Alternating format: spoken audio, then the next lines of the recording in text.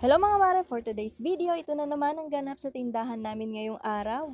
Dahil nga sa sobrang bili na rin yung mga paninda natin ng mga biscuit na tagi-isang pack, kaya ayan, napa-order na naman ang inyong tindera ng mga Ribisco products. At ngayon nga po, i-update ko sa inyo kung paano po ba ako magpresyo ng mga tagi-isang pack po ng mga biscuit na paninda namin dito sa aming store. At syempre po, bago ang lahat, i-flex ko muna sa inyo lahat po ng aking in-order sa mga supplier ko. So iba-iba po itong aking mga supplier, mga mari ko, kaya laking pasasalamat ko kasi marami na talagang nagdi-deliver ng mga paninda dito sa aming tindahan.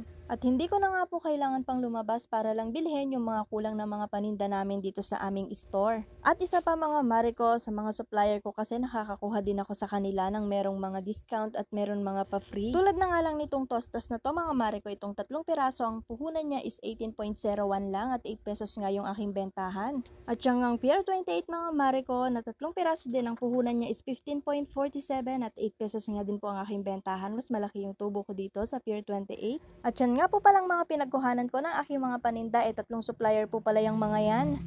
Yan nga po yung Ribisco product, URC products, at yun nga pong Yakult, iba rin po yung supplier na yon. Yan pong 3 supplier ko na yan mga mari ko, hindi po talaga pwede yung utang. Pwede silang magpalit ng paninda na na-expire na, pero hindi po talaga pwede ang utang sa kanila mga mari ko, kaya nakakaloka.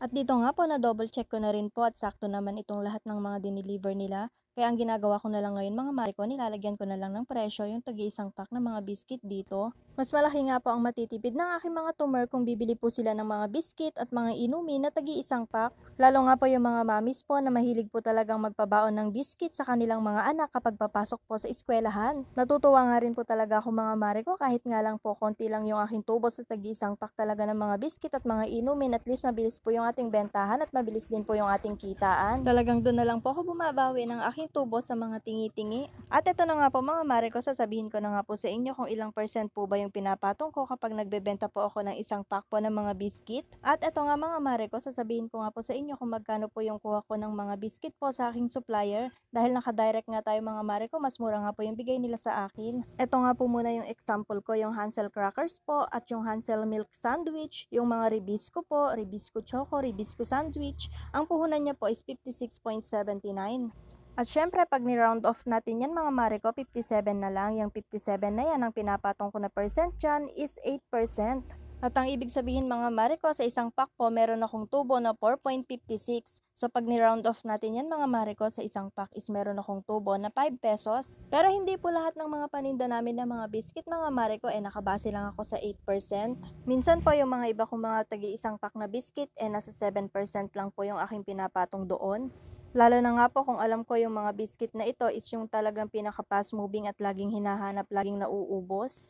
Talaga naman po kapag nag-wholesale po kami ng mga paninda po namin dito sa aming tindahan, doon na lang po talaga ako bumabawi sa mga retail po or sa mga tingi-tingi po ng mga paninda po namin dito sa aming store. At yung bentahan po pala namin ng mga biscuit namin ng mga tingi dito, hindi naman po pare-parehas. Sa mga Hansel, sa mga Ribisco, sa mga Presto, ang bentahan po namin dyan is 7 pesos po. At sa mga Pudgy Bar naman po, ang bentahan po namin dyan is 9 pesos. Sa mga Dewey Donut po, ang bentahan po nga po is 12 pesos. Kasi tumaas na nga po, dati 10 pesos lang, ngayon po 12 pesos na yung aking bentahan. At kung balak nyo nga rin po na mag-wholesale price sa mga paninda nyo dyan sa inyong store, wag nyo pong i-expect na malaki po ang tutubuin natin dito. Pero wala naman pong masama mga mare ko kung itatry nyo din, lalo na po kung alam ninyo na dinadagsa talaga ng customer yung inyong store. Dito nga po sa akin, kaya naisipan ko rin po talagang mag-wholesale kasi marami po talagang nagdi-deliver ng mga paninda namin dito sa aming tindahan, at isa pa po talagang gulpihan ako bumili ng aming mga paninda. Dahil nga naman po kapag bumibili po kami ng aming mga paninda, dinadamihan ko po talaga yung mga wala po sa aking mga pinag-orderan para naman po hindi sayang yung aking gasolina, para minsanan na lang din po ang aming lakad. At minsan nga din po sa loob po ng isang buwan, nabibilang ko na lang talaga yung paglabas po namin para bumili po ng aming mga paninda. Minsan nga po sa isang buwan, nakakadalawang beses or 3 beses na lang po kami lumalabas po para bumili po ng mga wala po ng mga ino-order ko sa mga supplier ko. Kaya nga po kahit konti lang po talaga yung tubo ko sa pag-wholesale, puro deliver naman po yung iba namin ng mga paninda, kaya okay na okay pa rin po at meron pa rin naman po akong tinutubo kahit papano. Kaya po kung balak nyo rin na mag-wholesale price dyan sa inyong tindahan, simulan nyo na mga mare ko. Lalo na po kung meron po kayong mga supplier na pinagkukuhanan, at least hindi na po tayo kailangan pang mag-aksaya ng gasolina at dadami pa po talaga ang ating customer. O siya, hanggang dito na lang po ang video na to, at sa mga hindi pa nga po nakapollow sa aking Facebook, papalo naman po at pasubscribe na rin po sa aking channel. Salamat!